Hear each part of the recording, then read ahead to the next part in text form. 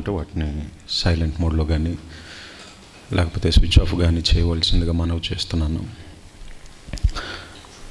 మరి అందరూ పరిశుద్ధ గ్రంథం తీసుకొచ్చారని నేను అనుకుంటున్నాను. దయచేసి పరిశుద్ధ గ్రంథాన్ని మరి దేవుని సన్నిధికి వచ్చేటప్పుడు తీసుకురావటం మర్చిపోవద్దు. ఖచ్చితంగా తీసుకుని రావాలి. ఎందుకనంటే మనలను బ్రతికించటానికి శక్తి కలిగినటువంటి వాక్యాన్ని మనం ఎప్పుడు అశ్రద్ధ చేయటానికి వీల్లేదు. కళ్ళు మూసుకున్నట్లయితే ప్రార్థన చేసుకొని కొంత సమయం దేవుని వాక్యాన్ని ధ్యానం చేద్దాం. దయగల తండ్రి, ప్రేమగల దేవ, మరొకసారి మీ బిడ్డల మధ్యకు మీరు నన్ను తీసుకొచ్చినందుకే మీకు నిండు వందనములు. ఈ సమయంలో తండ్రి, నీ దీనదాసుడు మీ మాటలను మీ బిడ్డలతో చెప్పనై ఉండగా నిలబడిన నీ దాసుడు వట్టివాడు నాయన, బలహీనుడైన నువ్వు కృపతో జ్ఞాపకం చేసుకునండి. మీ శక్తి కలిగినటువంటి మాటలను తండ్రి, నా శక్తి లోపం లేకుండా మీ బిడ్డలకు మరి తండ్రి అందించగలుగుటకు నన్ను మీ ఆధీనంలోనికి తీసుకునండి. సమయోచితమైనటువంటి జ్ఞానమును అనుగ్రహించండి, బలపరచండి. మీ బిడ్డలతో మరి తండ్రి మీరు మాట్లాడండి. ఈ ప్రార్థన మీ ప్రియకుమారుడు మా రక్షకుడైన యేసే శక్తి కలిగిన నామమున మీకు సమర్పిస్తున్నాను తండ్రి, ఆమేన్. ప్రభునందు ప్రియమైన దేవుని వర్లారా, పరిశుద్ధ గ్రంథం నుండి లూకా గారు రాసిన సువార్త 17వ అధ్యాయం. లూకా గారు రాసిన సువార్త 17వ అధ్యాయము. అందులో యేసుక్రీస్తుల ప్రభువారు చెప్తున్నటువంటి ఒక ఉపమానం మనకి 7వ వచనం నుంచి మనకి కనపడుతుంది. 7, 8, 9, 10 వచనాలలో మనకి కనపడుతుంది. అదొకసారి మనం చదువుకుందాం. దున్నువాడు కానీ మేపువాడు కానీ మీలో ఎవరికైనాను ఒక దాసుడు ఉండగా వాడు పొలంలో నుండి వచ్చినప్పుడు నీవు ఇప్పుడే వెళ్ళి భోజనము చేయమని వానితో చెప్పునా? చెప్పడు. అంతేకాక నేను భోజనము చేయుటకు ఏమైనాను సిద్ధపరిచి నడుము కట్టుకొని నేను అన్నపానములు పుచ్చుకుని వరకు నాకు పరిచారము చేయము. అటు తరువాత నీవు అన్నపానములు పుచ్చుకొనవచ్చునని వానితో చెప్పును గాని ఆ దాసుడు ఆజ్ఞాపింపబడిన పనులు చేసినందుకు వాడు దయ చూపినని వానిని మెచ్చునా? అటువలే మీరును మీకు ఆజ్ఞాపింపబడినవన్నీ చేసిన తరువాత మేము నిష్ప్రయోజకులమైన దాసులము, మేము చేయవలసినయే చేసి ఉన్నామని చెప్పుడనెను. ప్రభునందు ప్రియమైన దేవుని వారలారా, మనం చదువుకున్నటువంటి ఈ ఉపమానం, ఇందులో 3 ప్రాముఖ్యమైనటువంటి విషయాలు మనం గమనించవలసినవి ఉన్నవి. అసలు ఏ సందర్భంలో ఈ ఉపమానం చెప్తున్నాడు ఆయన అనేది ఏమిటి మనం ముందు ఆలోచించాలి. ఎందుకంటే బైబిల్ని మనం చదివేటప్పుడు సందర్భానుసారంగా మనం చదివితే మనకు బాగా అర్థమవుతుంది ఎవరు ఎవరితో దేనిని గురించి చెబుతున్నారు అని. ఏ సందర్భంలో ఈ ఉపమానాన్ని చెప్తున్నాడు ఆయన అని మనం చూసుకున్నట్లయితే పైన 5వ వచనంలో మీకు కనపడుతుంది. 5వ వచనంలో అపోస్తులు మా విశ్వాసము వృద్ధి పొందించమని ప్రభువుతో చెప్పగా, అంటే మేము విశ్వాసమందు అభివృద్ధి చెందాలి అంతకంతకు అని వాళ్ళు అడిగినప్పుడు ఆయన ఏమని అంటున్నాడనంటే, మీరు ఆవగింజంత విశ్వాసము గలవారైతే ఈ కంబలి చెట్టును చూచి నీవు వేళ్లతో కూడా పెకిలింపబడి సముద్రములో నాటబడమని చెప్పునప్పుడు అది మీకు లోబడును. అంటే గొప్ప గొప్ప కార్యాలను మీరు చేయగలుగుతారు ఎప్పుడో తెలుసా? మీరు విశ్వాసము గలవారై ఉన్నప్పుడు. విశ్వాసమందు మేము అభివృద్ధి చెందాలని మీరు కోరుకుంటున్నారే, చాలా సంతోషం. అయితే మీరు విశ్వాసమందు అభివృద్ధి చెందాలనన్నా గొప్ప కార్యములు మరి మీ ద్వారా దేవుడు జరిగించుకోవాలనంటే మీరు ఉండవలసినటువంటి విధానం ఎలాగా అనేటటువంటి ఏమండి ఆ ఉద్దేశంతో చెప్తున్నాడు ఆ ఉపమానాన్ని 7వ వచనం నుంచి 10వ వచనంలో. ఏమని చెప్తున్నాడు ఆ ఉపమానంలో? దున్నువాడే కానీ ఏమండి మేపువాడే కానీ మీలో ఎవరికైనా ఒక దాసుడు ఉండగా, ఇది ఫస్ట్ ఫండమెంటల్. ఏమండి మనం దాసులము అనేటటువంటి విషయాన్ని మనం మర్చిపోకూడదు. అయితే దాసులము అనేటటువంటి ఏమండి ఆ విషయాన్ని మర్చిపోకూడదు. అయితే ఇంతకీ దేనికి దాసులం? ఇది ఇక్కడ ఇంపార్టెంట్ అయినటువంటి పాయింట్. ఎందుకనంటే మనుషులు ఏమండి పాపానికి ఏమండి దాసులైనటువంటి వారు ఉన్నారు. ఏమండి ఇక ఈ పాపం చేయలేక నేను ఉండలేను అనేటటువంటి వారు ఉన్నారు. చేసిన ఏమండి ఆ పాపాన్నే మళ్ళీ మళ్ళీ ఏమండి చేస్తూ పాపానికి దాసులైనటువంటి వారు ఉన్నారు. అందుకని పౌలు గారు అంటారు, మీరు లోబడుటకు దేనికి దాసులు అవుతారో అది నీతి నిమిత్తం దేవుని కోసమా లేదా పాపమునక? దేనికి మీరు దాసులు అవుతారో అది మీరే నిర్ణయించుకోవాలి. రోమిలకు రాసిన పత్రిక 6వ అధ్యాయం. మళ్ళీ ఇక్కడికి వద్దాం. ఏమండి ఒకసారి అక్కడికి వెళ్దాం. రోమిలకు రాసిన పత్రిక అంటే 6వ అధ్యాయములో 18వ వచనం ఏమంటే 17వ వచనం 18 ఏమంటే 16వ వచనం చదవండి. 16వ వచనం, లోబడుటకు దేనికి మిమ్మును మీరు దాసులుగా అప్పగించుకొందురో అది చావు నిమిత్తము పాపమునకే కానీ నీతి నిమిత్తముగా విధేయతకే కానీ దేనికి మీరు లోబడుదురో దానికే దాసులగుదురని మీరు ఎరుగరా? ఏమంటే అంటే పాపానికి దాసులైనటువంటి వారు ఉన్నారు. పాపము నుండి విమోచింపబడిన తర్వాత కూడా మనుషులకు ఏమంటే మళ్ళీ దాసులయ్యేటటువంటి వారు ఉన్నారు. పాపానికి ఏమండి దాసులైనటువంటి వారు కొందరైతే, పాపము నుండి ఏమండి విమోచింపబడిన తర్వాత మళ్ళీ ఏమండి మనుషులకు ఏమండి దాసులయ్యేటటువంటి ప్రమాదం ఉంది. కాబట్టి మీరు మనుషులకు దాసులుగా ఉండకూడదని అంటున్నాడు పౌలు గారు. ఎక్కడంటున్నాడు ఆ మాట? కొరింథీ సంఘానికి రాసిన మొదటి పత్రికలో ఆయన అంటున్నటువంటి మాట. కొరింథీ సంఘానికి రాసినటువంటి మొదటి పత్రిక అందులో 7వ అధ్యాయము, కొరింథీ సంఘానికి రాసిన మొదటి పత్రిక 7వ అధ్యాయము అందులో 23వ వచనాన్ని ఒకసారి మీరు చూడండి. 23వ వచనం, మీరు విలువ పెట్టి కొనబడిన వారు, ఒకప్పుడు మీరు పాపానికి దాసులుగా ఉన్నారు, దేవునికి దూరస్తులుగా లోకమందు ఎలా ఉన్నారంటే నిజమైనటువంటి దేవుణ్ణి ఎరుగనటువంటి వారిగా మనస్సు యొక్కయు శరీరము యొక్కయు కోరికలను అనుసరించి ఇదిగో దేవోగ్రతకు మీరు పాత్రులుగా ఒకప్పుడు ఉంటిరి పాపము చేస్తూ. అయితే పాపానికి దాసులుగా ఉన్నటువంటి మిమ్మలను ఆయన ఏం చేశాడయ్యానంటే ఇదిగో మహనీయుడైనటువంటి యేసుక్రీస్తుల ప్రభువారి ద్వారా మీకు విడుదలను అనుగ్రహించాడు. ఒక మాటలో చెప్పాలనంటే పాపం అనేటటువంటి ఆ దాస్యం కింద చిక్కుకున్నటువంటి మనలను ఆయన ఏం చేశాడంటే విడిపించాడు. మన నిమిత్తమై ఆయన ఏం చేశాడంటే సిలువలో తన ప్రాణాన్ని పెట్టి మనకేం చేశాడు? మన పాపముల నుండి మనకు విడుదలను అనుగ్రహించారు. ఇప్పుడు మరి ఆయన రక్తము ద్వారా కడగబడినటువంటి మనం పరిశుద్ధులుగా ఉండటానికి పిలువబడినటువంటి వారము లేదా పరిశుద్ధ పరచబడినటువంటి వారము ఇప్పుడు క్రీస్తులోనికి మరి బాప్తీసం తీసుకొని క్రైస్తవులము అని చెప్పుకుంటున్నటువంటి మరి మనము ఎవరికి దాసులు కాకూడదని అంటున్నాడు మళ్ళీ ఇక్కడ. ఏమంటే ఆ వచనాన్ని మళ్ళీ చూడండి. 23వ వచనంలో, మీరు విలువ పెట్టి కొనబడిన వారు కనుక మనుష్యులకు దాసులు కాకుడి. మనుషులకు ఎలా దాసులు అవుతారు? ఏమంటే మనుషులకు ఎలా దాసులు అవుతారని అంటే ప్రియమైనటువంటి దేవుని వారలారా, ఏదో బౌద్ధికంగా ఏం చేస్తారు చెప్పండి? ఆశిస్తారు. ఆ ఆశించిన దానిని పొందుకోవటానికి ఎవరి వలన మనం అనుకున్నది దొరుకుతుందా అని చెప్పి ఏమండి ఆ వ్యక్తికి ఏం చేస్తూ ఉంటారు చెప్పండి? ఏమండి దాసోహం అని అంటారు. బ్రదర్ ఒక మంచి మాట చెప్పారు. ఆ వ్యక్తిని ఏమండి పొగడటం మొదలు పెడతారు. ప్రియమైనటువంటి దేవుని వారలారా, వ్యక్తిని అభిమానించటం వేరే, ఏమండి వ్యక్తిని ఏమండి దురాశలతో నిండుకొని ఏమండి ఆ వ్యక్తిని ఆ దురాశను ఎలాగైనా సరే దక్కించుకోవటం కోసం ఏమండి పొగడటం, అతను చెడు చేసిన ఏమండి దానిని సమర్థించటం, దీన్ని ఏమండి అభిమానం అన్నారు, దీన్ని ఏమంటారో తెలుసా?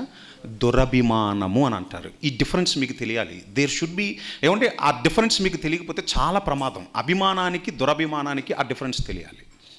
అభిమానం అన్నప్పుడు ఒక మంచి చేసినటువంటి వ్యక్తిని మంచి చేశాడు అని ఏమంటే మనం ఇష్టపడటంలో ఏమంటే అతన్ని మనం ఏమంటే సన్మానించటంలో తప్పు లేదండి, తప్పు లేదు. ఎందుకంటే బైబిలే చెప్తుంది ఏమని, ప్రభునందు బాగా ప్రయాసపడేటటువంటి వారు ఎవరైతే ఉంటారో వాళ్ళు రెట్టింపు సన్మానానికి పాత్రులు కాబట్టి అటు వారిని మీరు సన్మానించమని అంటున్నాడు.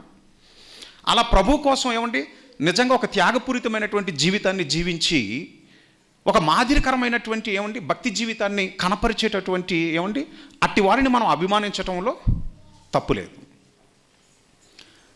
అయితే తప్పు చేస్తున్నా సరే ఏమండి ఆ వ్యక్తిని మనం మందలించకుండా, గద్దించకుండా, తాను చేసేది తప్పని చెప్పకుండా, చేస్తున్నటువంటి తప్పుని బలి చేసావు, బాగా చేసావు అని ఏమండి మనం సమర్థిస్తుంటే దాన్ని ఏమంటారు తెలుసా?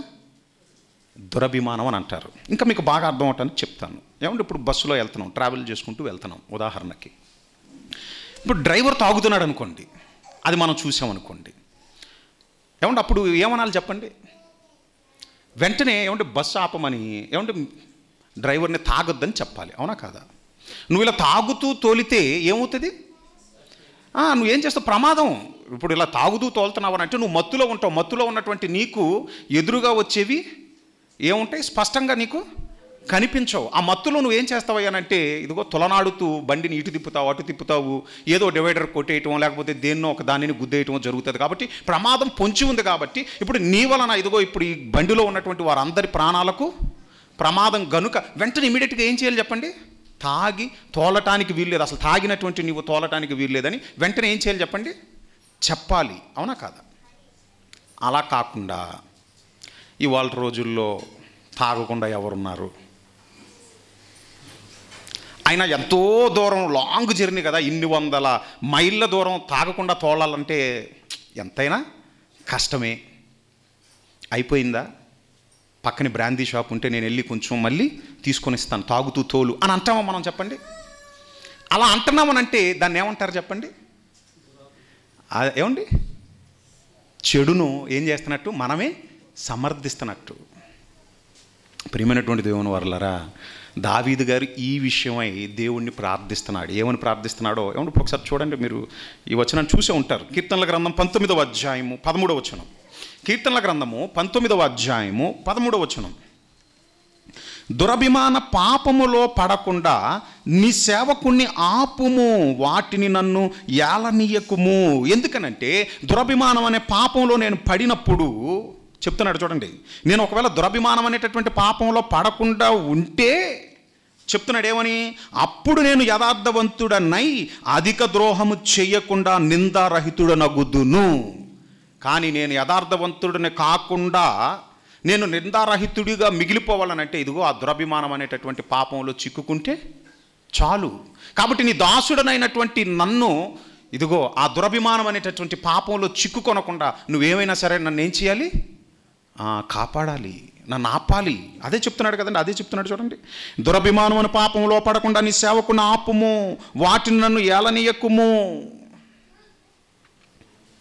ఈ దురభిమానం అనేటటువంటి ఏమండి ఈ పాపంలో ఎందుకు పడతారనంటే ఎప్పుడైతే ఏమండి మనుష్యులకు మనం దాసులం అవుతామో అప్పుడు ఆటోమేటిక్గా ఏమండి దురభిమానం అనేటటువంటి పాపంలో పడిపోతాం. వాళ్ళు చేసినటువంటి ఏమండి ఏ పనికైనా సరే అయిందానికి కాందానికి ఏమండి ఆ స్థితి ఉన్నా లేకున్నా ఊరినూరిని ఏం చేస్తూ ఉంటామనంటే పొగిడేస్తూ ఉంటామండి. కారణం ఏంటనంటే ఏదో ఆశించాం, ఆ ఆశించినది ఇప్పుడు ఏమండి జరగాలన్నా దక్కాలన్నా ఆ వ్యక్తిని ఏం చేయాలి? ఇప్పుడు ఎలాగైనా ఇంప్రెస్ చేయాలి. కాబట్టి ఏమంటే ఆ వ్యక్తిని ఏం చేస్తూ ఉంటాం? ఆ స్థితి ఉన్నా లేకపోతే ఆ సందర్భం ఉన్నా లేకపోయినా ఏమంటే ఊరినే పొగుడుతూ ఉంటామండి. ఇది చాలదన్నట్టు ఆ వ్యక్తి ఏం చెప్పినా ఏమంటే ఇక వెనకాడకుండా దానిని మనం చేసేసుకుంటూ వెళ్ళిపోతాం. అయితే అసలు ఇతను చెబుతున్నది అది వాక్యానుసారమా కాదా అనేటటువంటి ఏమంటే ఆ ఆలోచన కూడా మనకి ఉండదు. ఎప్పుడైనా గుర్తుపెట్టుకోండి, వాక్యానుసారముగా ఏమండి ఒక వ్యక్తి మనల్ని ఏమంటే ఒక సలహా ఇచ్చినప్పుడు దానిని మనం అంగీకరించడంలో ఏమండి దానిని మనం తీసుకొని ఏమంటే జరిగించడంలో తప్పు లేదు. కానీ వాక్యానికి భిన్నంగా ఏమండి చేయమని చెప్తున్నారనంటే ఏమండి మనం ఆలోచించాలి. అసలు ఇతను చెప్తున్నది ఎంతవరకు ఇది వాక్యానుసారం అనేది ఏమంటే మనం ఆలోచించాలి. కానీ మనం ఆలోచించం. ఎందుకు ఆలోచించం? ఎందుకంటే ఆ వ్యక్తి మీద మనకున్నటువంటి ఏంటి చెప్పండి, ఆ అభిమానం. తప్పు చేస్తున్నా సరే ఏం చేస్తూ ఉంటామనంటే ఏమండి, ఖండించం, గద్దించం, సమర్థిస్తూ ఉంటాం. పౌలు గారు ఏమండి ఎలా పరిచర్య చేశాడట? ఆయన ఎలా చేశాడట పరిచర్య పౌలు గారు? చూద్దాం ఒకసారి. తెస్సలోనికీయులకు రాసిన మొదటి పత్రిక ఏమని అంటున్నాడో చూద్దాం. నేను మనుషులకు దాసుడను కాను అని అన్నాడు పౌలు గారు. అన్నాడా లేదా? ఏమండి మరి ఎవరికి దాసుడట ఆయన? ఏమండి తెస్సలోనికీయులకు రాసినటువంటి ఏమండి ఆ మొదటి పత్రికలో 2వ అధ్యాయంలో ఏమని అంటున్నాడో చూడండి ఒకసారి. 3వ వచనములో, తెస్సలోనికీయులకు రాసిన మొదటి పత్రిక 2వ అధ్యాయం 3వ వచనం. ఏలయనగా మా బోధ కపటమైనది కాదు, అపవిత్రమైనది కాదు, మోసయుక్తమైనది కాదు, గాని సువార్తను మాకు అప్పగించుటకు యోగ్యులమని దేవుని వలన ఎంచబడిన వారమై మనుష్యులను సంతోషపెట్టు వారము కాక మన హృదయములను పరీక్షించు దేవునినే సంతోషపెట్టు వారమై బోధించుచున్నాము. ఎలా బోధిస్తున్నారట పౌలు గారు? నేను క్రీస్తుకు దాసుడను అని అంటాడు పౌలు గారు. అది ఇప్పుడు నేను మీకు ఇది ఏం చెప్పాలనుకున్నానంటే, ముందు మనం ఏమంటే దాసులమై ఉన్నామనేటటువంటి విషయాన్ని మనం మర్చిపోకూడదు. విశ్వాసమందు మేము అభివృద్ధి చెందాలి అన్నప్పుడు యేసుక్రీస్తుల ప్రభువారు ఏమని అంటున్నారు? మీకు ఆవగించంత విశ్వాసం ఉండాలే కానీ ఇదిగో ఈ కొండ సైతం ఏమని అంటున్నాడు చెప్పండి ఆయన. ఏమండి అది ఇక్కడి నుంచి ఏమవుతుంది? పెకిలి వేయబడుతుంది, సముద్రములో పడవేయబడుతుంది. అంటే గొప్పది ఏమంటే అది గొప్ప కార్యమా కదా చెప్పండి? అలాంటి గొప్ప కార్యాలు మరి మీరు చెయ్యాలనన్నా, దేవుడు మీ ద్వారా జరిగించాలనన్నా మీలో ఏముండాలని అంటున్నాడు ఆయన? ఒక ఉపమానాన్ని చెప్తున్నాడు. ఆ ఉపమానంలో ఫస్ట్ ఏమని అంటున్నాడు ఆయన? నాయన మీరు దాసులని మొదట మీరు మర్చిపోకూడదు. మనం దేవునికి పిల్లలమే, మనం దేవునికి పిల్లలమే కాదని నేను అంటలేదు. అట్ ది సేమ్ టైం మనం దేవునికి పిల్లలమైనను మనం ఎలాగా భావించాలనంటే, ఇదిగో దేవుడు నాకు యజమానుడు, నేను ఆయనకు పరిచారకుడను. యేసుక్రీస్తుల ప్రభువారు తనను తానే ఏం చేశాడు చెప్పండి? దాసుని స్వరూపము ధరించుకొని తనను తానే ఏం చేశాడు? తగ్గించుకున్నాడా లేదా చెప్పండి? అయితే ఏ దాసులం మనం? ఎవరికి దాసులం మనం? యేసుక్రీస్తుల ప్రభువారికి మనం ఏంటి చెప్పండి? దాసులము. ఏమంటే అపోస్తులు ఏమంటే వాళ్ళ యొక్క పత్రికల్లో ఏమండి మీరు ఎప్పుడైనా చూడండి వాళ్ళ ఇంట్రడక్షన్ ఏమండి ఎలా ఉంటుందనంటే, రోమిలకు రాసిన పత్రిక 1వ అధ్యాయం మీరు ఎప్పుడు గమనించుండరు, దయచేసి ఇప్పుడైనా గమనించండి. 1వ అధ్యాయం ఇంతవరకు చాలాసార్లు మీరు చదివేసినా ఈ విషయం ఏమంటే మీరు ఎప్పుడు గమనించుండరు.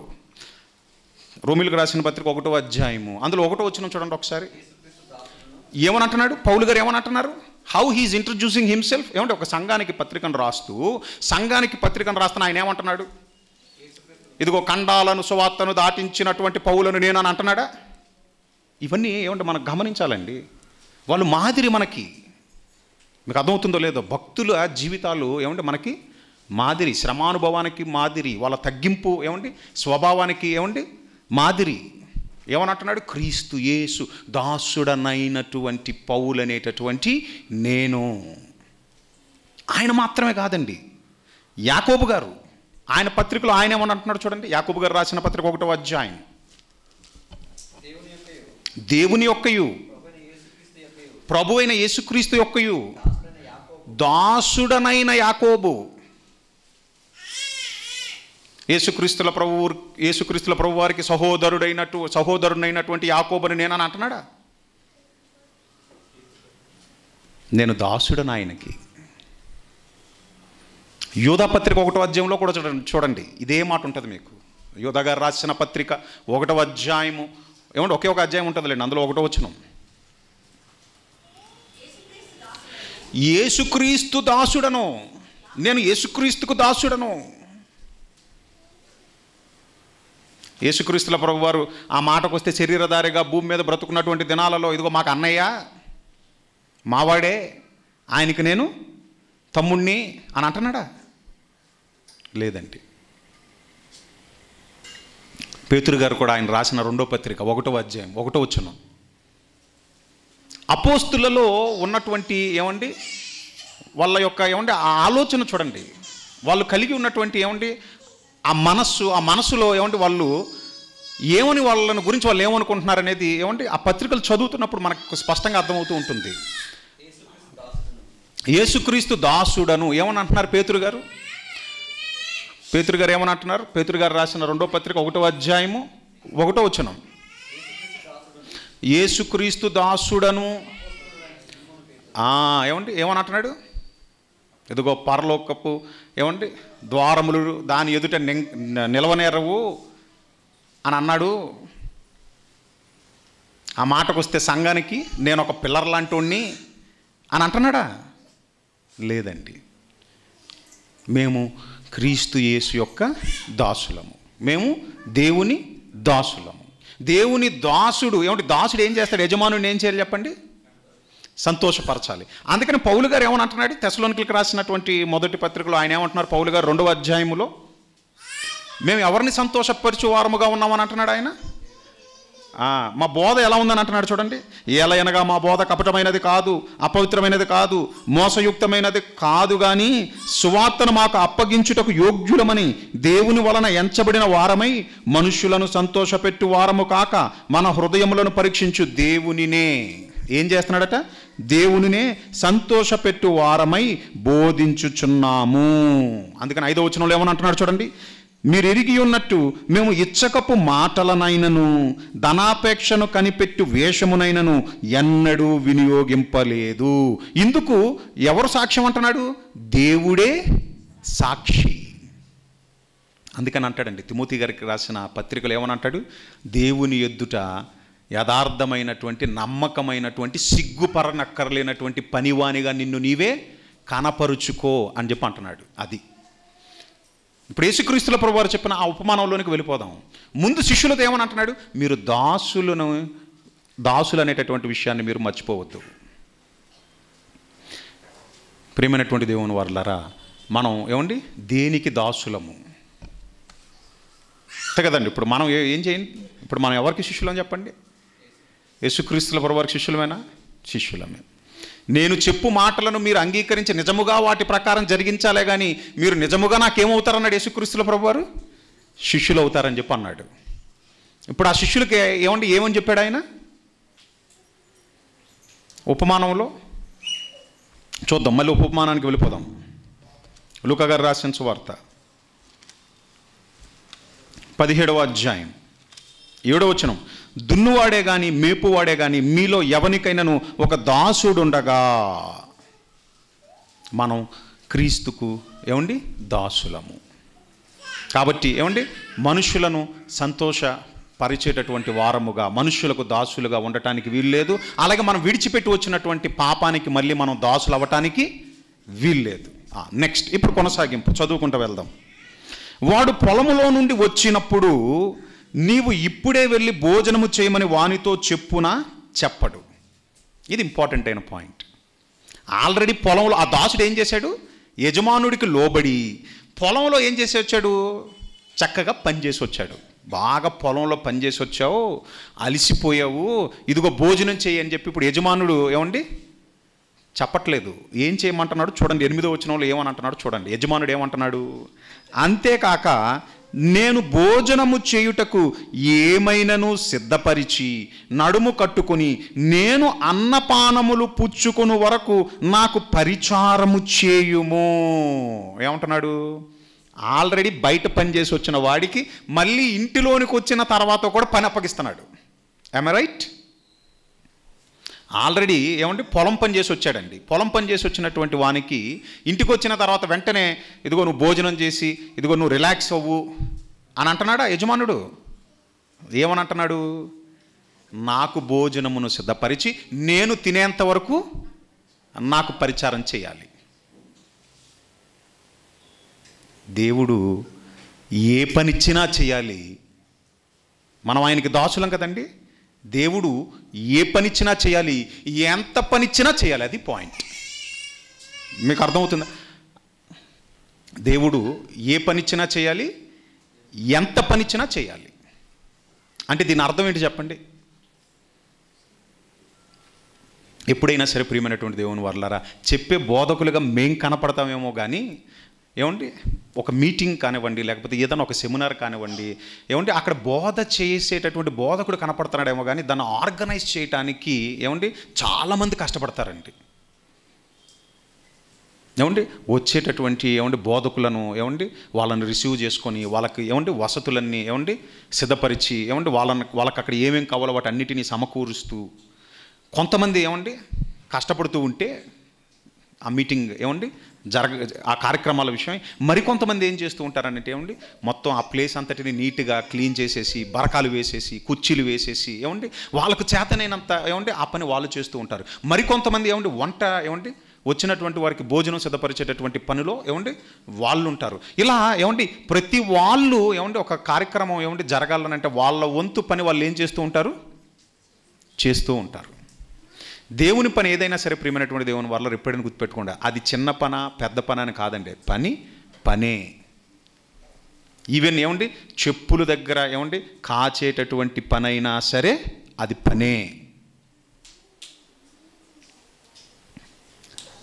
స్టేజ్ మీద ఏమండి దేనికైనా సరే ఏమండి చెప్పటానికి కానీ పాడటానికి కానీ అయితే మేము ఎల్లప్పుడూ సిద్ధమండి. కానీ ఇలాగ చెమట్లు కారిపోయే అంతగా ఏదన్నా పని చేయమంటే మాత్రం మేము సిద్ధము కాము అని అనకూడదు. అది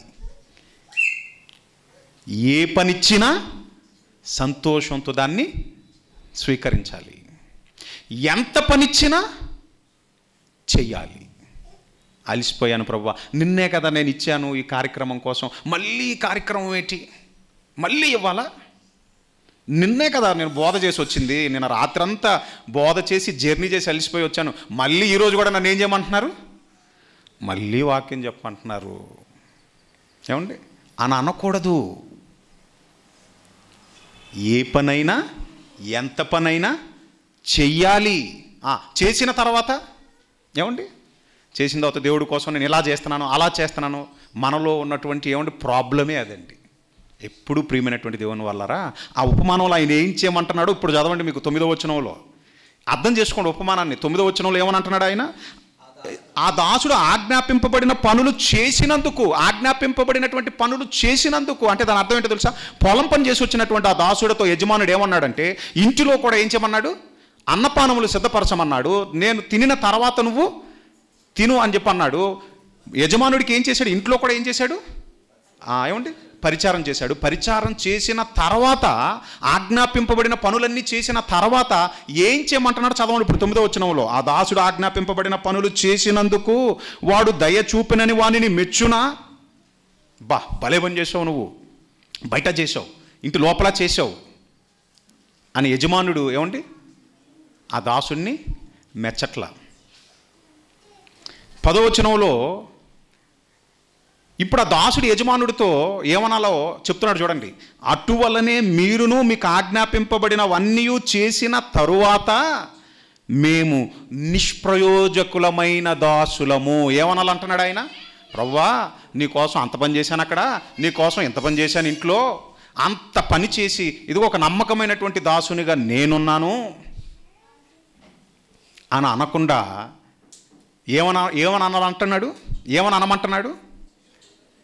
అయ్యా నిష్ప్రయోజకులమైనటువంటి దాసులము. ఏమంటే నిష్ప్రయోజకులం అంటే అర్హత లేనోళ్ళమయ్యా, యోగ్యత లేనోళ్ళమయ్యా. అర్హత లేని యోగ్యత లేనటువంటి మేము నీకోసం చేసింది ఏముందయ్యా? మీకు ఇప్పుడు అర్థమవుతుంది కదండి. అర్హత లేనటువంటి యోగ్యత లేనటువంటి మేము నీ కొరకు చేసినది ఏముంది? మేము చేయవలసినవే చేసాము, మేము గొప్పగా ఏం చేయలేదు. నువ్వు ఏవైతే చెయ్యాలని అనుకున్నావో, ఏవైతే నువ్వు చేయించుకోవాలని అనుకున్నావో అవే చేసాము, మేమేం గొప్పగా నీ కోసం చేసిందేమి లేదు అని మిమ్మలను మీరేం చేయాలనంటే తగ్గించుకోవాలి. 3 విషయాలు కనబడుతున్నాయి ఇక్కడ. ఏంటి చెప్పండి? ఫండమెంటల్గా మేము దాసులము, దేవుడు మా యజమానుడు, మేము ఆయనకు దాసులము అనేటటువంటి విషయాన్ని మీరు మనసులో ఉంచుకోవాలి. దాసుడు ఏం చేయాలయ్యానంటే ఏమంటే ఈ వచనాన్ని చూపిస్తే ఇంకా మీకు బాగా అర్థమవుతుంది. ఫిలిప్పీలకు ఏమంటే ఎఫ్సీలకు రాసిన పత్రిక 6వ అధ్యాయం, ఎఫ్సీలకు రాసిన పత్రిక 6వ అధ్యాయము అందులో 5, 6 వచనాలు చూడండి. ఏమండి 5, 6, 7 వచనం 6, 7 వచనాలను చూసుకోండి. 5, 6, 7 వచనాలు. దాసులారా, యథార్థమైన హృదయము గలవారై భయముతోనూ వణుకుతోనూ క్రీస్తుకును వలె శరీర విషయమై మీ యజమానులైన వారికి విధేయులై ఉండుడి. మనుష్యులను సంతోషపెట్టువారు చేయునట్లు కంటికి కనబడవలనే కాక క్రీస్తు దాసులమని ఎరిగి, అండర్లైన్ ద వర్డ్, క్రీస్తు దాసులమని ఎరిగి దేవుని చిత్తమును మనఃపూర్వకముగా జరిగించుచు. భూమి మీద బౌద్ధికంగా జాగ్రత్తగా ఉండాలి. భూమి మీద బౌద్ధికంగా ఆ కాలములో, అప్పటి కాలములో ఏమండి మనుషులను దాసులుగా కొనుక్కునేటటువంటి వారు, మనుషులను దాసులుగా కలిగి ఉన్నటువంటి ఆ కాలములోనే దాసులైనటువంటి వారు యజమానుల పట్ల బౌద్ధికంగా ఎవరికి దాసోహం అయి ఉన్నారో వాళ్ళకు ఎలా పని చేయాలో చెప్తున్నాడు ఆయన. బౌద్ధికంగా ఒక దాసుడే తన యజమానుడికి ఇదిగో ఇలా మనఃపూర్వకముగా చెయ్యాలి అని అంటున్నాడనంటే, ఇప్పుడు మనం పాపం అనేటటువంటి ఆ బానిస బ్రతుకుల్లో నుండి మనకు విడుదలను అనుగ్రహించి మనలను పరిశుద్ధపరచినటువంటి ఆ మహనీయుని కోసం మన యజమానుని కోసం క్రీస్తు దాసులుగా ఇంకెంత మనఃపూర్వకముగా ఆయనను సంతోషపెట్టేటటువంటి పనులను చేయబద్దులమై ఉన్నామో ఒక్కసారి ఆలోచించుకోవాలి. అది చెప్తున్నాడు చూడండి 7వ వచనంలో, మనుషులకు చేసినట్టు కాక ప్రభువు నాకు చేసినట్టు ఇష్టపూర్వకముగా సేవ చేయుడి. అది ఇష్టపూర్వకముగా చేయాలి. ఎంత పనైనా, ఏ పనైనా, ఎంత పనైనా ఎలా చేయమంటున్నాడు? ఇష్టపూర్వకంగా చేయాలి. చాలామంది చేస్తారండి, కానీ మనఃపూర్వకముగా చేయరు. కానీ ప్రియమైనటువంటి దేవుని వారు ఎప్పుడు గుర్తుపెట్టుకోండి, ఎవరో వెనకాల మిమ్మల్ని తోస్తే మీరు చేస్తే అంటే వాళ్ళ యొక్క బలవంతం మీద మీరు చేస్తే దానివలన ప్రభువుకి ఇష్టం ఉండదండి. దావీదు గారు అంటారు, ఇదిగో నేను దేవుని కోసం మనఃపూర్వకంగా ఇంత ఇస్తున్నాను, మందిరం యొక్క నిర్మాణ విషయమై. నా తదంతరం నా కుమారుడు వస్తాడు, సొలొమోను కట్టిస్తాడు ఒక బంగారు దేవాలయం. దాని కొరకు ముందుగానే ఏం చేస్తున్నాడు చెప్పండి? నేను ఇంత ఇవ్వాలని అనుకుంటున్నాను దేవుని, కానీ మనఃపూర్వకంగా నేను ఇస్తున్నాను. అలాగే మీలో ఎవరైతే మనఃపూర్వకంగా ఇవ్వాలని అనుకుంటున్నారో వచ్చేయండి, ముందుకు వచ్చేయండి అని అంటున్నాడు. ఎవరిని బలవంతం చేయట్లేదు. మీకు అర్థమవుతుందో లేదో? ఎప్పుడు బలవంతం చేయకండి ప్రియమైనటువంటి దేవుని వారలారా. గుర్తుపెట్టుకోండి, అది దేవుని పని ఏదైనా సరే, అది ఇచ్చే విషయమైనా చేసే విషయంలో ఎవరిని బలవంతం చేయొద్దు. అలా మీరు బలవంత పెట్టి వాళ్ళ చేత చేయించినా వాళ్ళకి ప్రయోజనం ఉండదు. వాళ్ళు చేసేదాన్ని బట్టి దేవుడికి సంతోషం అనేది ఉండదు. ఎప్పుడు దేవుడు ఏం కోరుకుంటాడనంటే హృదయపూర్వకముగా చేస్తే దేవుడికి ఇష్టం. గుర్తుపెట్టుకోండి, అది ఎవరైనా సరే. ఎవరో బాధపడతారు, ఇప్పుడు నేను మందిరానికి వెళ్ళకపోతే అని. ఇంట్లో ఉండేటటువంటి వారిని ఎవరినో సంతోషపెట్టడానికి రావద్దు మందిరానికి. దయచేసి మీకు అది అంటాం, మీరు అలా రావటం మూలంగా మీకు ఒరిగేదేమీ లేదు, మిమ్మల్ని బట్టి దేవుడు సంతోషించేదేమీ లేదు. ఎందుకంటే మీ దివ్య మంగళ రూపాన్ని ఇక్కడ చూడటానికి దేవుడు ఏమీ సిద్ధంగా లేడు. For your kind information. ఆయన నా యజమానుడు, ఆయన నా తండ్రి. ఆయన నా తండ్రి దగ్గరికి వెళ్ళటానికి, నా తండ్రి సన్నిధికి వెళ్ళటానికి ఎవరో నన్ను బలవంతం చేయటం ఏంటి? ఎవరో నాకు చెప్పటం ఏంటి? ఉదయాన్నే లేచిన వెంటనే పళ్ళు దోముకోవాలి, స్నానం చేయాలని ఎవరైనా చెప్తున్నారా మనకి? భక్తి కూడా అలవాటు కావాలి ప్రియమైనటువంటి దేవుని వారలారా. భక్తి అనేది అది ఒక అలవాటు కావాలి. ఆదివారం వచ్చింది, నా తండ్రి సన్నిధికి వెళ్ళాలి, ఎంత కష్టమైనా సరే వెళ్ళిపోవాలి, ఆయన సన్నిధిలోకి వెళ్ళిపోవాలి. సంఘం అదొక ఆశ్రయపురం. పాపము నిండి ఉన్నటువంటి ఈ పాపభూయిష్టమైనటువంటి ఈ లోకములో, లోక మాలిన్యంలో నేను పడిపోకుండా ఉండాలనంటే ఏమైనా సరే సంఘం అనేటటువంటి ఆశ్రయపురానికి, నా సేఫెస్ట్ ప్లేస్కి నేను వెళ్ళిపోవాలి.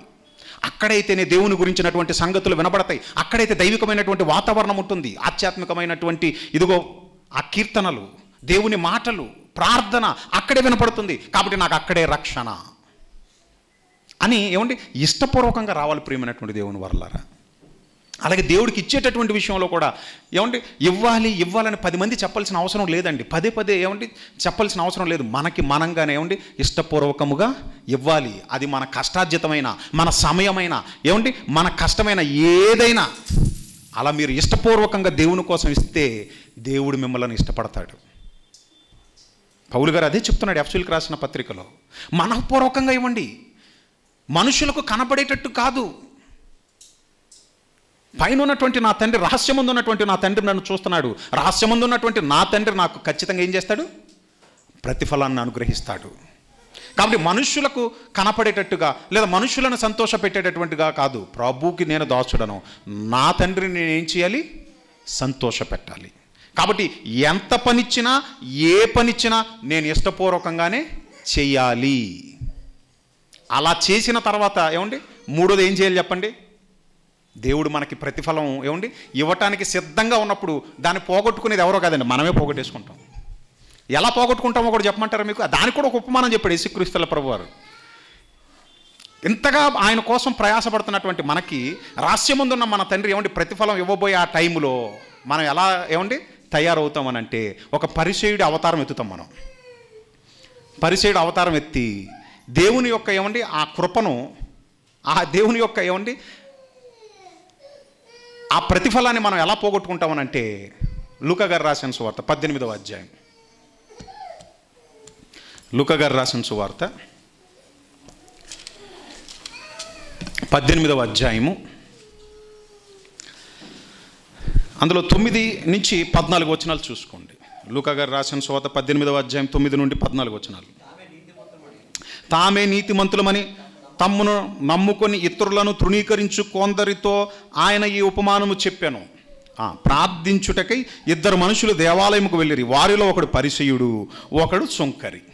అంటే ఈ పరిసయ్యుని యొక్క ఏమండి ఆ నీతి ఏంటో ఇక్కడ మీరు గమనించాలి.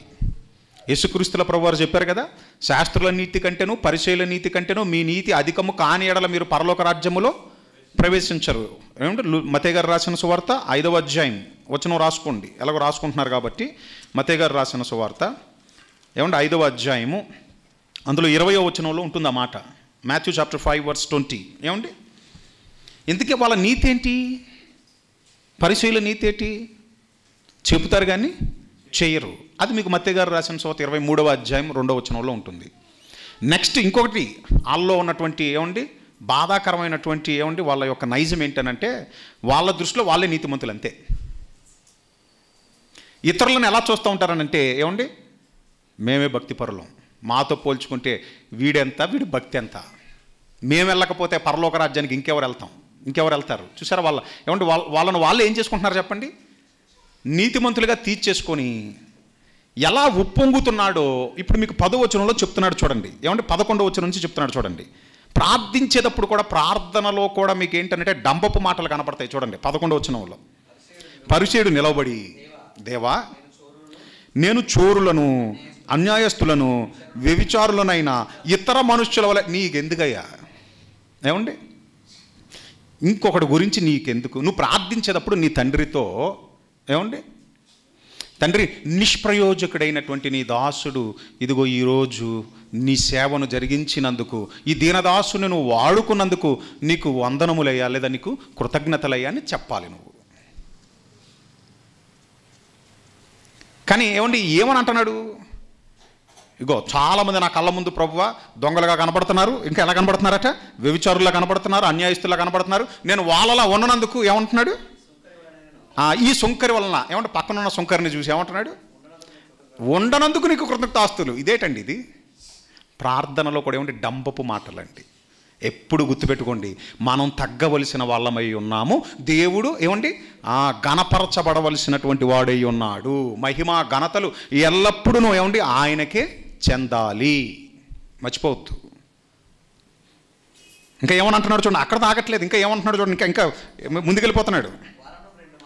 వారములో 2 మార్లు ఉపవాసము చేయుచు, ఏమంటే దేవుడికి తెలియదా ఇది, ఏమండి వారములో 2 మార్లు నేను ఉపవాసం చేయుచు నా సంపాదన అంతటిలో 10వ వంతు చెల్లించుచు తనలో తానే ప్రార్థించుకొనుచున్నాడు.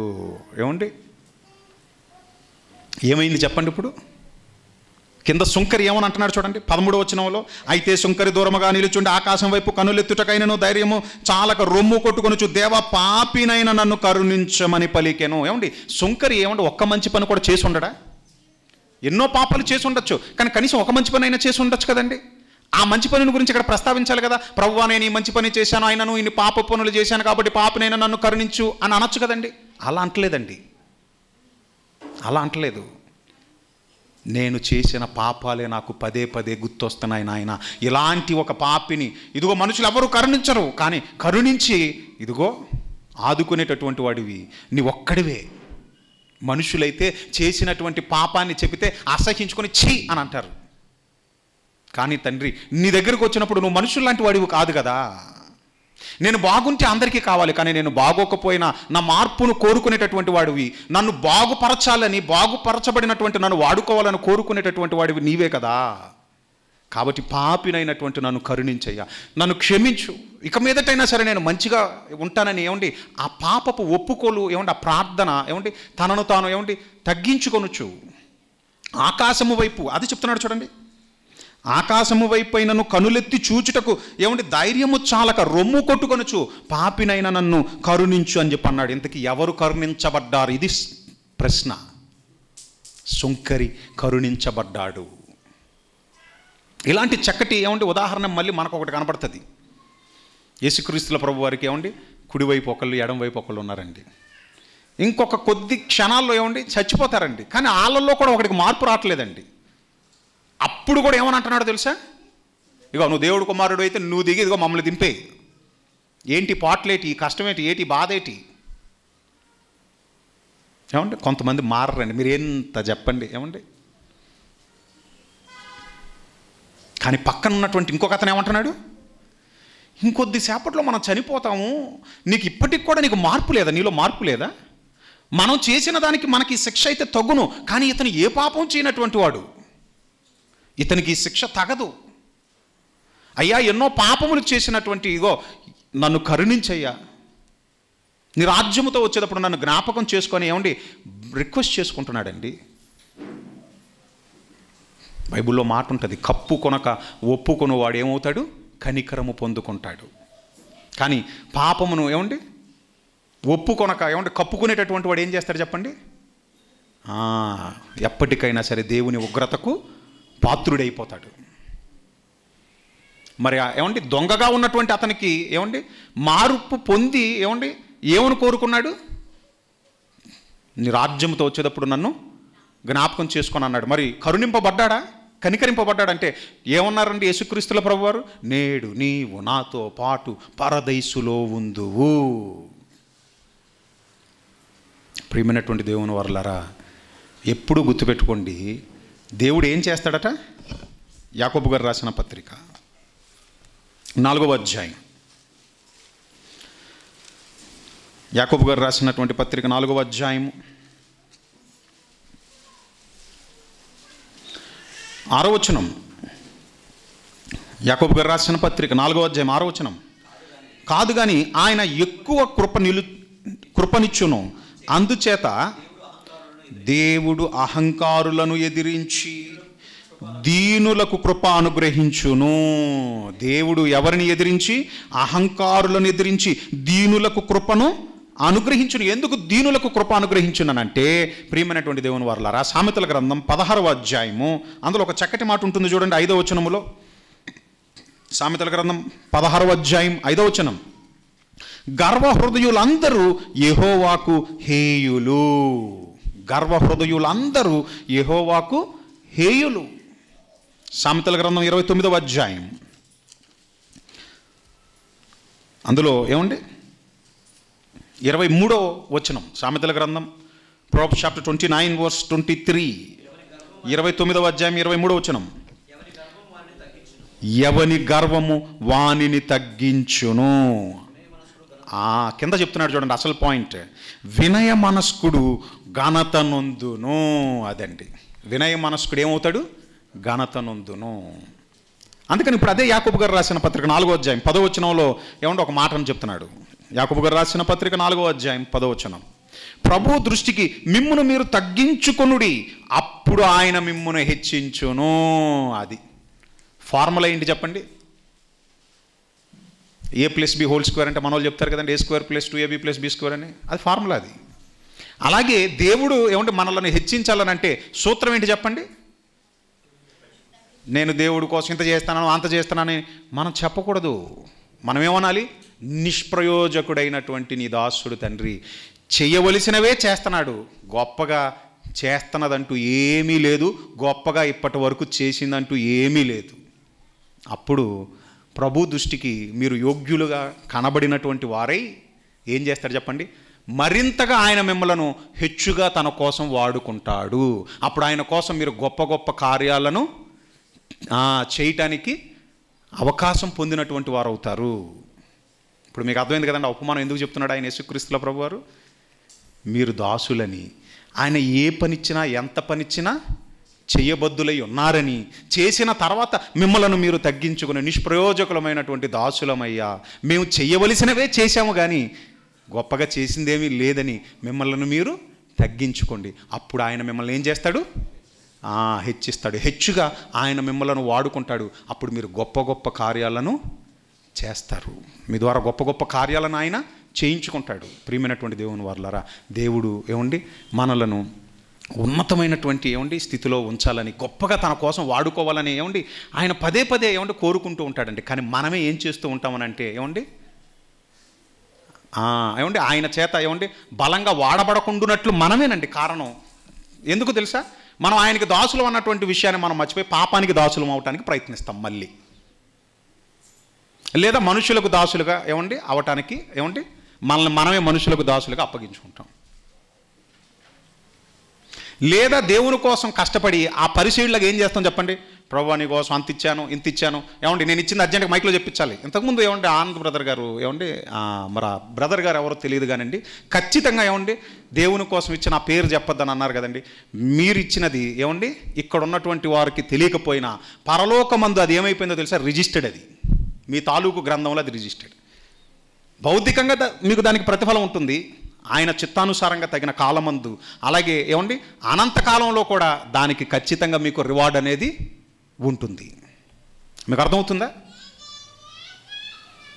మనమే చేసి ఏం చేస్తామనంటే ఇంత చేస్తున్నాను అంత చేస్తున్నానని గొప్పగా చెప్పుకుంటూ ఉంటాం. వద్దండి.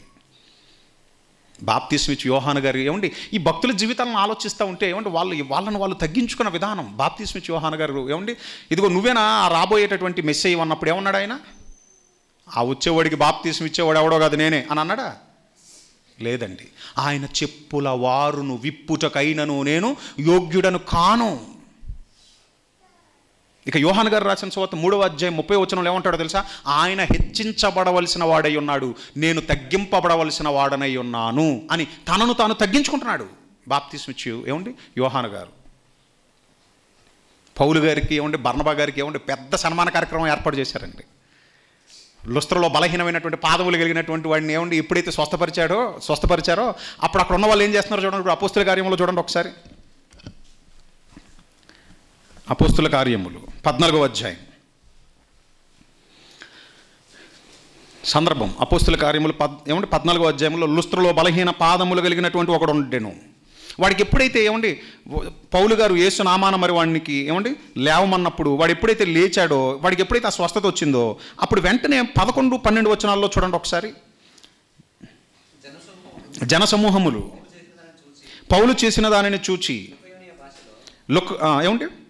లుకయోనియ భాషలో దేవతలు మనుష్య రూపము తాల్చి మన యొద్దకు దిగి వచ్చి ఉన్నారని కేకలు వేసి బర్నబాకు ద్యుపతి అనియు పౌలు ముఖ్య ప్రసంగి అయినందున అతనికి హెర్మే అనియు పేరు పెట్టారు. అంటే బిరుదులు బిరుదులు ఇచ్చారు. మనకు కూడా పరిచారకుడు దాసుడు ఈ పదాలు నచ్చవండి.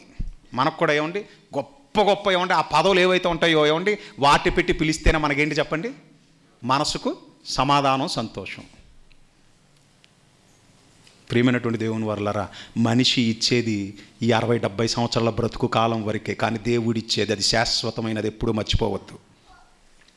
చదవండి 13వ వచనం. పట్టణమునకు ఎదురుగా ఉన్న ద్యుపతి యొక్క పూజారి ఎడ్లను పూలదండలను ద్వారముల యొద్దకు తీసుకొని వచ్చి సమూహములతో కలిసి బలి అర్పింపవలనని ఉండేను. స్టార్ట్ అయిందండి ఇక. దండలు తెచ్చేశారు. బలి ఇవ్వటానికి ఎడ్లను తెచ్చేశారు. అప్పుడు ఏమనుకోవాలి చెప్పండి? మీకోసం ఇంతగా ప్రయాసపడుతున్నటువంటి మాకు ఈ విధంగా మమ్మల్ని గణపరచడానికి సిద్ధపడ్డావా ప్రభువా? తీసుకురండి. ఏంటి ఆ దండలు నన్ను అన్నారా? అనలేదండి. వాళ్ళు ఏం చేస్తున్నారో చూడండి అక్కడ 14వ వచనంలో. అపోస్తులైన బర్నబాయు పౌలును ఈ సంగతి విని తమ వస్త్రములను చింపుకొని, ఎందుకంటే ఇప్పుడు వాళ్ళని ఆపాలంటే వేరే ఆప్షన్ లేదు వాళ్ళకి. ఇంకా వాళ్ళని ఆపాలనంటే ఇక ఆగేలా లేరు వాళ్ళు. దాంట్లో కొనేసాం, ఏమైనా వేసేయాల్సిందంటే మమ్మల్ని ఆపడానికి వీల్లేదు, ఎడ్లను తెచ్చి ఏమైనా బలివలసిందే అన్నట్టుగా రెడీ అయిపోయారు వాళ్ళు. ఇంక వీళ్ళు ఎలా ఆపాలరా నాయనని ఆలోచించుకొని ఏమంటే ఎప్పుడైతే బట్టలు చింపేసుకున్నారో ఏమంటే అప్పుడు ఏమనిపిస్తుంది, ఇదేంటి పిచ్చోళ్ళలాగా ఉన్నారు, బట్టలు చింపేసుకుంటున్నారు, వీళ్ళని మనం దేవతలను అనుకుంటున్నాం ఏంటి అని ఆగిపోతారు. అవునా కాదా?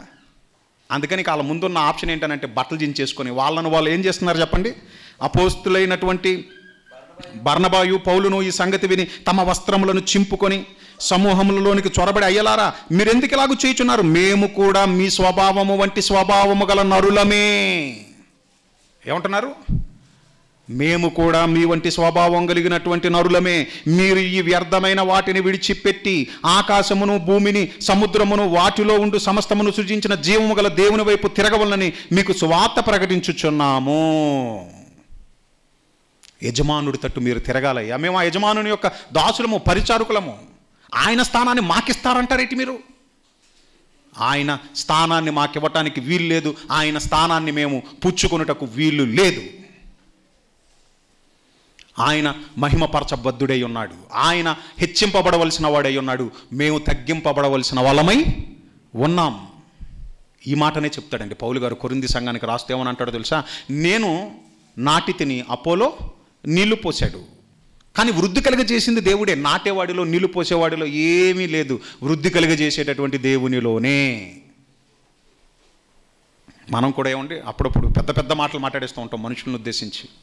మీరు లేకపోతే మేమేమైపోయే వాళ్ళము, ఏమండి మీరే లేకపోతే, ఏమండి నేను కాకపోతే ఇంకొకళ్ళండి. దేవుడు ఏమండి ఖచ్చితంగా దేవుని చిత్తములో ఉన్నటువంటి మిమ్మలను ఏమండి తన కొరకు ఏమండి వాడుకొనుటకు, తనలోనికి ఏమండి మిమ్మల్ని తీసుకొచ్చుకొనుటకు, బలపరుచుటకు ఖచ్చితంగా ఏమండి తన పనివారిలో ఎవరో ఒకరిని ఏం చేస్తాడు చెప్పండి? వాడుకుంటాడు.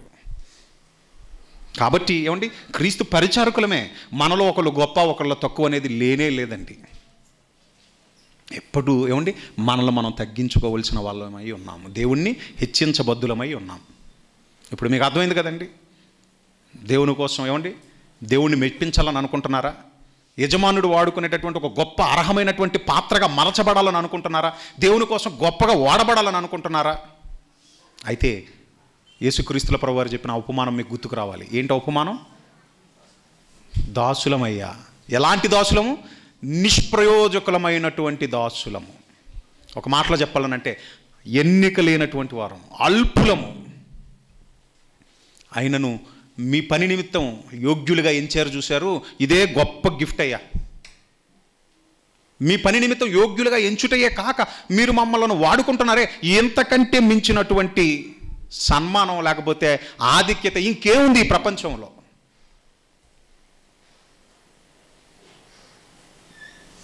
ఏ పనిచ్చినా, ఎంత పనిచ్చినా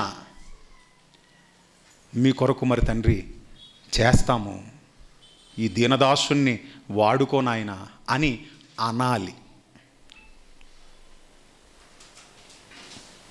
అర్థమైంది కదండి? అంతేగాని ఏమండి దేవుని కోసం ప్రారంభంలో ఏమండి చాలా అణిగిమణిగి ఉంటామండి. కానీ ఎప్పుడు గుర్తుపెట్టుకోండి, నేను ఎప్పుడు చెప్తూ ఉంటాను, గొప్పవాడు అవ్వటం కాదండి ముఖ్యం. గొప్పవాడు అయిన తర్వాత కూడా ఏమండి ఆ గొప్పతనాన్ని నిలబెట్టుకున్నవాడే గొప్పవాడు. గుర్తుపెట్టుకోండి, అది గొప్పవాడైన తర్వాత కూడా ఆ గొప్పతనాన్ని నిలబెట్టుకున్నవాడే గొప్పవాడు. మహనీయుడైనటువంటి యేసుక్రీస్తుల ప్రభువారు ఏమండి ఆయన జీవితాన్ని చూస్తే అడుగడుగున ఏమండి ఆయన తగ్గించుకున్న విధానం ఏమండి. లాజర్ను ఏమండి లేపిన తర్వాత ఏమండి ఆయన ముఖ కవలికల్లో ఏ విధమైన మార్పు లేదండి. ఏమి చెయ్యని వాడిగా నేను ఒలివల కొండకి వెళ్ళిపోతాను, మీ నామాన మీరు మీ పనులు ఏవైతే అప్పగింపబడిన పనులు ఏవైతే ఉన్నాయో వాటిని జరిగించండి. ఏమండి చనిపోయి అప్పటికి సమాధి చేయబడినటువంటి వాడిని ఏమండి బయటికి రమ్మంటే బయటకు వచ్చిన తర్వాత ఏమండి అదే ఏమంటే ఆ ప్లేస్లో మనం ఉన్నాం అనుకోండి, ఏమంటే మనం ఒక్క కవలికలు మారిపోవు. చూసావా నేనంటే ఏమనుకున్నావో అది అని అంటాం మనం, అవునా కదా? ఏమి చేయనట్టుగా ఏమండి నాయన్ అనేటటువంటి ఏమండి ఆ గ్రామంలో కూడా విధవరాలు యొక్క కుమార్తెను ఏమండి బ్రతికించినప్పుడు కూడా ఏమండి ఆయనలో డంబపు చూపులు కానీ ఏమండి అలాంటి ప్రవర్తన ఏమీ లేదండి. సమాజ మందిరపు యొక్క ఏమండి అధికారి యొక్క కుమార్తెను తల్లితాకుమి చిన్నదాన లెమ్మని ఏమండి మళ్ళీ తిరిగి బ్రతికించినప్పుడు కూడా ఏమండి జరిగినది ఎవరికి నీ చెప్పకు సుమి. ఏమీ చేయనట్టుగా ఏమండి తనను తాను తగ్గించుకుంటున్నాడు. పంపబడిన వాడు పంపించినటువంటి వాని కంటే గొప్పవాడు కాడు. నా మనవి నీవు ఆలకించుచున్నందుకు నీకు కృతజ్ఞతలయ్యాను అంటున్నాడు. నేనేదో చేస్తున్నాను అనుకుంటున్నారు, కానీ చేయిస్తున్నది నీవయ్యా.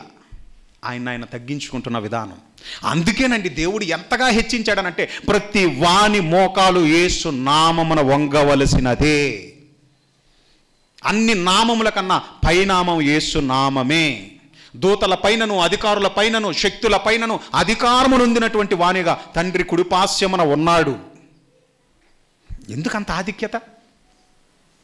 ముల్లోకాల మీద ఏమండి ఎందుకంత ఏమండి ఆ అధికారం ఎందుకు ఇచ్చాడు? శరీరధారి అయి ఉన్నటువంటి దినములలో ఏం చేశాడట? కన్నీళ్లతో తనను తానుగా ఏమండి తగ్గించుకొని దేవునికి ఏమండి విధేయుడై దేవుని చిత్తాన్ని జరిగించి దేవుని ఏమండి ఘనపరిచినటువంటి ఏమండి మహనీయుడు యేసుక్రీస్తుల ప్రభువారు. ఆయనే అపోస్తులకు మాదిరి. ఏమండి వాళ్ళే మనకి మాదిరి కావాలి. ఎప్పుడు గుర్తుపెట్టుకోండి, మనుషులను ఏమండి చూడకండి, దేవుణ్ణి చూడండి. మనకి మాదిరి మహనీయుడైనటువంటి యేసుక్రీస్తుల ప్రభువారే. ఇప్పుడు చెప్పండి, నిష్ప్రయోజకులమైన దాసులమైన మనం క్రీస్తుకు దాసులమే. అయితే నిష్ప్రయోజకులమైనటువంటి దాసులము. ఏ పనిచ్చినా ఎంత పనిచ్చినా చేయబద్దులమై ఉన్నాము. చేసిన తర్వాత ఏమని చెప్పాలి? నాయన నీ నిష్ప్రయోజకుడైన దాసుడు, ఇదిగో నీవు నిర్ణయించినా లేదా నీవు ఏదైతే సిద్ధపరిచావో నేను చెయ్యాలని సత్క్రియని, ఆ సత్క్రియనే చేశాడు. గొప్పగా నీ కోసం చేసింది ఏమీ లేదు నాయన. ఇంక మీదట కూడా నీ చిత్తమైతే నీ దీనదాసుని నువ్వు వాడుకో నాయన అని ఏమండి మనల్ని మనం ఎప్పుడు ఏమండి తగ్గించుకుంటూ దేవునికి నమ్మకమైనటువంటి పనివారముగా మనఃపూర్వకముగా ఏమండి దేవుని కోసం ఇచ్చేవారముగా కష్టించి ఏమండి దేవుని కోసం కష్టించి పనిచేసేటటువంటి వారముగా ఉండాలి. కళ్ళు మూసుకోండి, ప్రార్థన చేసుకుందాం. దయగల తండ్రి, ప్రేమగల దేవా, నీ దీనదాసుని మరి తండ్రి నిలవబెట్టి మీ బిడ్డలకు మీరు ఇచ్చిన మీ మాటలకై మీకు నిండు వందనములు. అవును నాయన, ఏ పాటి వారం పాపముల చేత అపరాధముల చేత తండ్రి చచ్చినటువంటి వారము ఆయనను మీ ప్రియకుమారుని ద్వారా మీరు మమ్మలను బ్రతికించుకున్నారు. బ్రతికిచ్చిన మీ కొరకు బ్రతుకుతామనేటటువంటి నమ్మకముతో మీరు మమ్మలను మరి తండ్రి లోకము నుండి ప్రత్యేక పరిచయం ఉండగా ఎందు నిమిత్తం మరి తండ్రి మేము ప్రత్యేకింపబడ్డామో ఆ విషయాన్ని మేము మరిచిన ఎడల మాకంటే దౌర్భాగ్యులు ఈ లోకంలో ఎవరు ఉండరు నాయన. మేము మీ వారమై ఉన్నామని, మేము మరి తండ్రి మీకు దాసులమై ఉండాలని మమ్మల్ని మేము ఎల్లప్పుడూ తగ్గించుకుంటూ మీ పని మరి తండ్రి ఎంతైనా సరే మా శక్తి లోపం లేకుండా మనఃపూర్వకముగా చేసేటటువంటి విషయంలో ఎల్లప్పుడూ మేము మరి తండ్రి సిద్ధ మనస్కులమై ముందుకు కొనసాగులాగన మా యందు మాకు మంచి మనస్సును మాకు అనుగ్రహించండి. మీ వాక్కులతో మమ్మల్ని బలపరచండి. మీ చిత్తమైన ఎడల మరి తండ్రి మీరు మా కొరకు సిద్ధపరిచినటువంటి లేదా మేము జరిగించవలసినటువంటి మరి తండ్రి మీ పనులను తండ్రి సమర్థవంతంగా మరి తండ్రి పూర్తి చేయగలిగేటటువంటి ఆ సామర్థ్యమును దీనులము అల్పులమైనటువంటి మాకు అనుగ్రహించి మమ్మలను మరి తండ్రి మీ చిత్తమైన ఎడల మీ సేవార్థమై ఘనంగా వాడుకొనమని వేడుకుంటూ మా బ్రతుకు కాలంలో మీరు చేసిన అనేకమైనటువంటి మేలుకై మీకు నిండు వందనములు వేసినామాన చెల్లిస్తూ మరొకసారి మమ్మల్ని అందరినీ మీ కృపకు అప్పగించుకుంటూ ఈ ప్రార్థన మీ ప్రియకుమారుడు రక్షకుడైన యేసయ్య శక్తి కలిగిన నామమును మీకు సమర్పిస్తున్నాను తండ్రి. ఆమేన్. అందరికీ ప్రభు పేరిట వందనములు. Thank you very much.